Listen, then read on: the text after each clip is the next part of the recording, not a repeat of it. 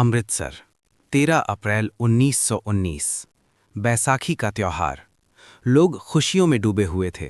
बच्चे खेल रहे थे, महिलाएं अपने घरों की तैयारियों में व्यस्त थीं और बाग में हजारों लोग एकत्रित थे।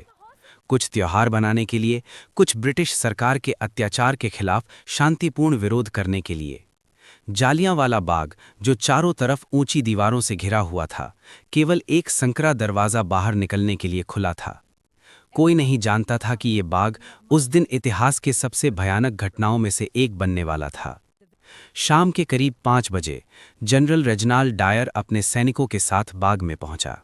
उन्होंने बिना किसी चेतावनी के बंदूकें निकाल लीं। बाग में मौजूद लोग इधर उधर भागने लगे।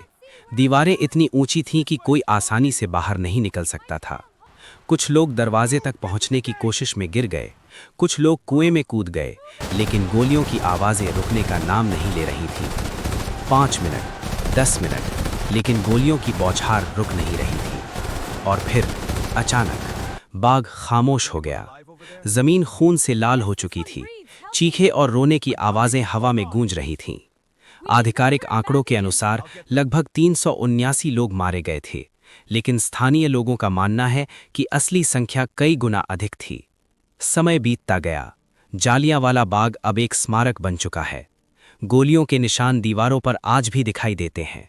वो कुआं, जिसमें कई लोग कूदकर अपनी जान बचाने की कोशिश कर रहे थे, अभी भी वहीं है। लेकिन क्या यही सब इतिहास है, या उस दिन की चीखें आज भी यहाँ मौजूद हैं? स्थानीय लोगों और बाग के गार्ड्स की कहानियां सुनने लायक हैं।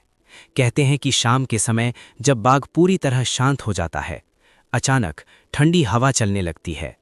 कभी कभी खाली रास्तों से कदमों की आहट सुनाई देती है। कुछ लोगों ने कहा कि उन्हें किसी की आंखों में घूरता हुआ महसूस हुआ, जैसे वे अकेले नहीं थे।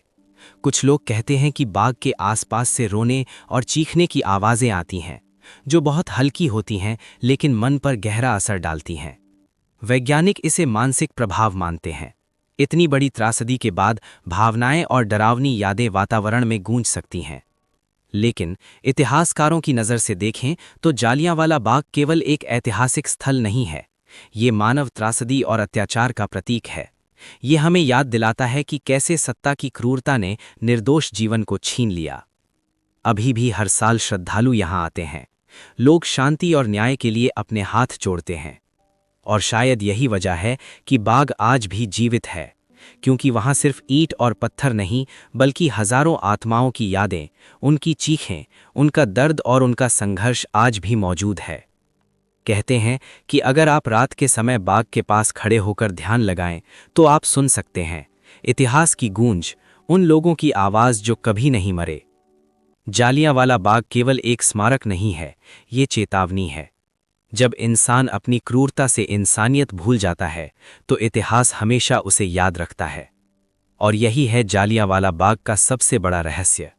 क्या ये सिर्फ एक इतिहास है, या आज भी उस दिन की चीखें हवा में गूंज रही हैं?